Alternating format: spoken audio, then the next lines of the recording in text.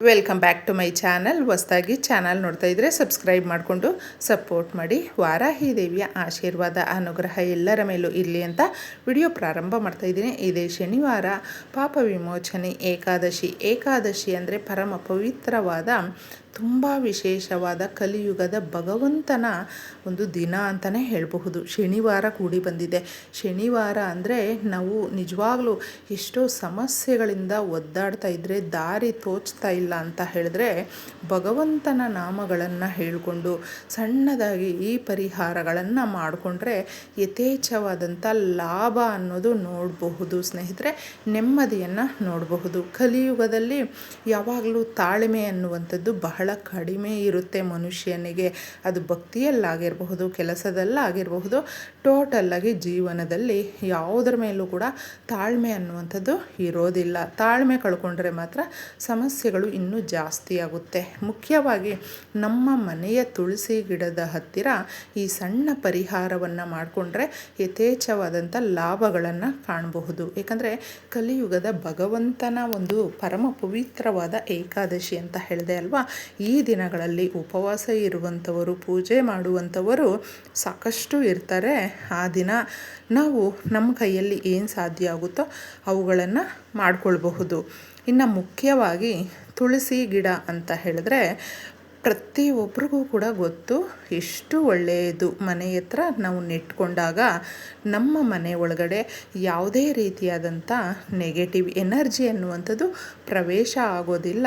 ಸಮಸ್ಯೆಗಳು ತುಂಬ ಅಂದರೆ ಬರೋದಿಲ್ಲ. ಯಾಕಂದರೆ ನಮ್ಮನ್ನು ಒಂದು ರೀತಿಯಲ್ಲಿ ಪ್ರೊಟೆಕ್ಟ್ ಮಾಡ್ತಾ ಇರ್ತಾಳೆ ಮಹಾತಾಯಿ. ಅದಕ್ಕೋಸ್ಕರ ಶ್ರೀ ಮಹಾವಿಷ್ಣುವಿಗೆ ತುಳಸಿ ಇಲ್ಲದೆ ಪೂಜೆ ಅದು ಪರಿಪೂರ್ಣವಾಗಿ ಇರೋದಿಲ್ಲ ಅನ್ನುವಂಥದ್ದು ಕೂಡ ಎಲ್ರಿಗೂ ಗೊತ್ತು. ಆ ರೀತಿ ಇರಬೇಕಾದ್ರೆ ತುಳಸಿ ಮಾತೆಗೆ ಇಷ್ಟೊಂದು ಪ್ರಾಮುಖ್ಯತೆ ಅನ್ನೋದು ಇದೆ. ಆ ತಾಯಿ ಹತ್ರ ನಾವು ಈ ಸಣ್ಣ ಪರಿಹಾರವನ್ನು ಮಾಡಿಕೊಂಡ್ರೆ ಬಹಳ ಅಂದರೆ ನಮಗೆ ಏನೇ ಕಷ್ಟಗಳಿದ್ರೂ ಕೂಡ ಅದರಲ್ಲಿ ಸ್ವಲ್ಪ ಮಟ್ಟಿಗಾದರೂ ಹೊರಗಡೆ ಬಂದುಬಿಡ್ತೀವಿ. ದಾರಿಯನ್ನು ತೋರಿಸ್ಕೊಡ್ತಾರೆ ಅಂತಲೇ ಹೇಳ್ಬಹುದು. ತುಳಸಿಗೆ ಯಾವಾಗಲೂ ಅಷ್ಟೇ ಸ್ನೇಹಿತರೆ, ಪೂಜೆ ನಾವು ಮಾಡ್ಕೊಳ್ಳೋದಕ್ಕಾಗಲಿಲ್ಲ, ಮನೆಯಲ್ಲಿ ದೀಪಾರಾಧನೆ ಮಾಡೋದಕ್ಕಾಗಲಿಲ್ಲ, ಏನು ಮಾಡಬೇಕು ಅಂತ ಎಷ್ಟೋ ಜನ ವರ್ಕ್ಗೆ ಹೋಗೋರು ಮಾತಾಡ್ಕೊಳ್ತಾರೆ. ಮನಸ್ಸಲ್ಲಿ ಅದೊಂದು ಕಷ್ಟ ಅನ್ನೋದು ಇರುತ್ತೆ. ಅಂತಹವರು ತಪ್ಪದೆ ಪ್ರತಿನಿತ್ಯ ತುಳಸಿ ಗಿಡಕ್ಕೆ ನೀವು ತಾಮ್ರದ ಚೊಂಬಲ್ಲಿ ಶುದ್ಧವಾದಂಥ ನೀರನ್ನು ಅರ್ಪಿಸಿ ಹೋದರೆ ಪೂಜೆ ಮಾಡಿದಷ್ಟು ಪುಣ್ಯ ಫಲ ನಿಮ್ಮದಾಗುತ್ತೆ ಅಂತ ಹೇಳಬಹುದು. ಅದಕ್ಕೆ ನೋಡಿ, ಏಕಾದಶಿಯ ದಿನಗಳು ಹಾಗೆ ಭಾನುವಾರದ ದಿನಗಳು ಬಿಟ್ಟು ನಾವು ತುಳಸಿ ಗಿಡಕ್ಕೆ ಯಾವಾಗಲೂ ನೀರನ್ನು ಹಾಕಬಹುದು. ಪರಿಹಾರಕ್ಕಾಗಿ ಹಾಗೂ ನಾವು ಪೂಜೆ ಮಾಡುವುದಕ್ಕಾಗಿ 2 ಗಿಡಗಳನ್ನು 2 ಗಿಡಕ್ಕೆ ಮೇಲೆ ಕೂಡ ನೆಟ್ಕೊಳ್ಬಹುದು. ಪೂಜೆ ಮಾಡುವಂಥ ಗಿಡದಲ್ಲಿ ಎಲೆಗಳನ್ನು ನಾವು ಕೀಳಬಾರ್ದು. ಶುದ್ಧವಾದಂಥ ಗಾಳಿ ಅನ್ನುವಂಥದ್ದು ನಮಗೆ ಸಿಗುವಂಥದ್ದು. ನಮ್ಮ ಸಮಸ್ಯೆಗಳು ತುಂಬ ಇದೆ. ನಾವು ಯಾರ ಹತ್ರ ಕೂಡ ನಮಗೆ ಯಾರ ಫ್ರೆಂಡ್ಸು, ರಿಲೇಟಿವ್ಸು ಅವ್ರ ಹತ್ರ ಶೇರ್ ಮಾಡ್ಕೊಳ್ಳೋದಕ್ಕೂ ಕೂಡ ಇಷ್ಟ ಆಗೋದಿಲ್ಲ ಅಂತ ಹೇಳ್ತಾರೆ ನೋಡಿ. ಅಂತಹವರು ಮುಖ್ಯವಾಗಿ ಈ ರೀತಿಯ ವಿಶೇಷ ದಿನಗಳಲ್ಲೂ ಕೂಡ ಸಮಯ ಮಾಡಿಕೊಂಡಿದ್ದೆ ಒಂದು 5 ನಿಮಿಷ ನೀವು ತುಪ್ಪದ ದೀಪ ಸಾಧ್ಯ ಆದರೆ ಹಚ್ಚಿಬಿಟ್ಟು 5 ನಿಮಿಷ ಕೂತ್ಕೊಂಡಿದ್ದೆ ಸಮಸ್ಯೆಗಳನ್ನು ನೀವು ಹೇಳ್ಕೊಳ್ಬಹುದು. ಈ ರೀತಿ ಮಾಡಿದಾಗ ತುಳಸಿ ಮಾತೆ ವಿಶೇಷವಾದಂಥ ಕೋರಿಕೆಗಳನ್ನು ಈಡೇರಿಸ್ಕೊಡ್ತಾಳೆ ಸ್ನೇಹಿತರೆ. ಹೌದು, ಅಷ್ಟೊಂದು ಶಕ್ತಿದಾಯಕವಾದ ತುಳಸಿ ಗಿಡದ ಹತ್ತಿರ ತಪ್ಪದೆ ಈ ಸಣ್ಣ ಪರಿಹಾರವನ್ನು ಮಾಡಿ.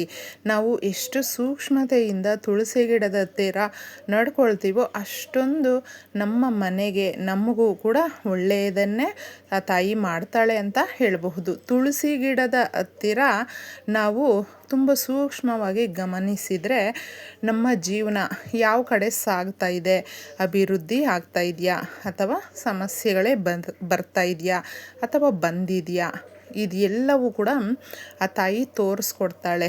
ಹಚ್ಚ ಹಸಿರಾಗಿ ತುಂಬ ಸೊಂಪಾಗಿ ನೋಡಿದ ತಕ್ಷಣ ನಮಗೆ ಗೊತ್ತಾಗ್ಬಿಡುತ್ತೆ ಚೆನ್ನಾಗಿದೆ ಅಂತ ಹೇಳಿದ್ರೆ.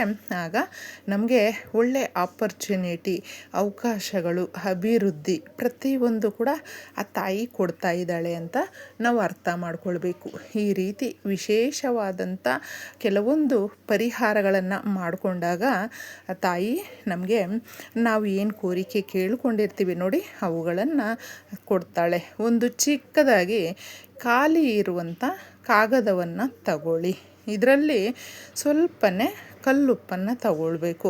ಕಲ್ಲುಪ್ಪು ಅನ್ನುವಂಥದ್ದು ನೆಗೆಟಿವ್ ಎನರ್ಜಿಯನ್ನು, ನಕಾರಾತ್ಮಕ ಶಕ್ತಿಗಳನ್ನು ನಮ್ಮ ಮೇಲೆ ನಮ್ಮ ಸ್ವಂತದವರು ನರದೃಷ್ಟಿ ಹಾಕಿದರೆ, ನಮ್ಮ ಬಂಧು ಬಳಗ ಸ್ನೇಹಿತರು ಯಾರೇ ಆಗಿರಬಹುದು, ಅವರ ನರದೃಷ್ಟಿಯಿಂದ ಇದೆಲ್ಲವೂ ಸಮಸ್ಯೆಗಳು ಆಗ್ತಾಯಿದೆ ಅಂತ ಅನ್ನಿಸ್ದಾಗ ಕಲ್ಲುಪ್ಪು ಸಹಾಯ ಮಾಡುತ್ತೆ. ಇದನ್ನು ಸ್ವಲ್ಪ ಹಾಕಿ ಒಣಮೆಣಸಿನಕಾಯಿಯನ್ನು ನಾವು ತಗೊಳ್ಬೇಕು. ಯಾಕಂದರೆ ನಮಗೆ ಶತ್ರುಗಳು ಒಂದು ಕಡೆ ಆದರೆ ಹಿತಶತ್ರುಗಳು ಅಂತ ಕೆಲವೊಬ್ಬರು ಇರ್ತಾರೆ.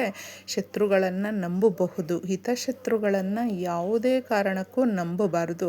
ಅವರು ಏನೇ ಒಂದು ಕುತಂತ್ರ ಮಾಡ್ತಾಯಿದ್ರು ಅವುಗಳನ್ನು ತಿರುಗಿಸಿ ಅವರಿಗೆ ಕೊಡೋದಕ್ಕೆ ಇದು ಸಹಾಯ ಮಾಡುತ್ತೆ.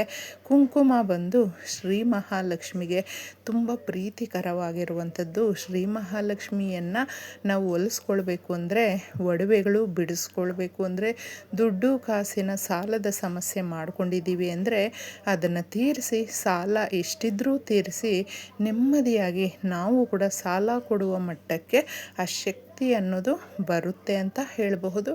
ಅದಕ್ಕಾಗಿ ಕುಂಕುಮವನ್ನು ತಗೊಳ್ಬೇಕು. ದುರ್ಗಾದೇವಿಗೂ ಕೂಡ ಕುಂಕುಮ ಅನ್ನುವಂಥದ್ದು ಬಹಳ ಪ್ರೀತಿಕರವಾಗಿರುವಂಥದ್ದು. ದುರ್ಗಾದೇವಿಯಷ್ಟೇ ಆ ಶಕ್ತಿ ಏನೇ ಒಂದು ಏನು ನಮ್ಮ ಸುತ್ತಮುತ್ತ ಯಾರಿರ್ತಾರೆ ನೋಡಿ, ಶತ್ರುಗಳಾಗಿ ನಮ್ಮನ್ನು ಕಾಡ್ತಾ ಇರ್ತಾರೆ, ಅವ್ರಿಗೆ ನಾವು ತಿರುಗಿಸಿ ಉತ್ತರ ಕೊಡುವಂಥ ಶಕ್ತಿ ಅನ್ನೋದು ಆ ತಾಯಿ ಕೊಡ್ತಾಳೆ ಸ್ನೇಹಿತರೆ. ಅದಕ್ಕೋಸ್ಕರ ಇಷ್ಟು ವಸ್ತುಗಳನ್ನು ಕೂಡ ನೀವು ಚಿಕ್ಕದಾಗಿ ಒಂದು ಪೊಟ್ಣ ಮಾಡಿದ್ದೆ ತುಳಸಿ ಗಿಡದ ಹತ್ತಿರ ಒಂದು ಪಕ್ಕಕ್ಕೆ ಬೇರುಗಳಿದ್ದಾಗ ಹಾನಿ ಮಾಡಬಾರ್ದು. ನೋಡಿಕೊಂಡಿದ್ದೆ ಸ್ವಲ್ಪನೇ ಮಣ್ಣನ್ನು ತೆಗೆದು ಅದ್ರ ಒಳಗಡೆ ಇಡಬೇಕು. ಈಗ ತಿಳಿಸಿರುವಂಥ ಈ 3 ವಸ್ತುಗಳನ್ನು ಕೂಡ ಜಾಸ್ತಿ ಪ್ರಮಾಣದಲ್ಲಿ ತಗೊಳ್ಳೋದಕ್ಕೆ ಹೋಗಬೇಡಿ. ಸ್ವಲ್ಪನೇ ತಗೊಳ್ಳಿ, ಅಷ್ಟೊಂದು ಶಕ್ತಿದಾಯಕವಾಗಿರುತ್ತೆ. ಇಷ್ಟು ವಸ್ತುಗಳನ್ನು ಪೊಟ್ಣ ಕಟ್ಟಿ ನೀವು ಇದನ್ನು ಸಂಧ್ಯಾ ಸಮಯದಲ್ಲಿ ಮಾಡಿಕೊಳ್ಬಹುದು. ಸಂಜೆ ಆರಾಮಾಗಿ ನೀವು 5 ಗಂಟೆಯಿಂದ 7 ಗಂಟೆಯ ಒಳಗಡೆ ಮಾಡಿಕೊಳ್ಳಿ. ಒಂದು ವಿಶೇಷವಾದ ಸಮಯ ಆಗಿರೋದ್ರಿಂದ ನಮ್ಮ ಕೋರಿಕೆಗಳು ಬೇಗ ನೆರವೇರುವಂತೆ ಆ ತಾಯಿ ಸೂಚನೆ ಕೊಡ್ತಾಳೆ ಅಂತ ಹೇಳ್ತೀನಿ. ಇದನ್ನು ಮತ್ತೆ ನೀವು ತೆಗೆಯೋದಕ್ಕೆ ಹೋಗಬೇಡಿ ಯಾವುದೇ ಕಾರಣಕ್ಕೂ, ಅದರಲ್ಲೇ ಅದು ಮಣ್ಣಾಗಿಬಿಡುತ್ತೆ. ಇಷ್ಟು ಮಾಡ್ಕೊಂಡು ನೋಡಿ, ನಿಮ್ಮ ಮನೆಯಲ್ಲಿ ಏನೇ ಸಮಸ್ಯೆಗಳಿದ್ರೂ ಕೂಡ ಹೋಗಿ ನೆಮ್ಮದಿಯಾಗಿ ಇರಬಹುದು. ಧನ್ಯವಾದಗಳು.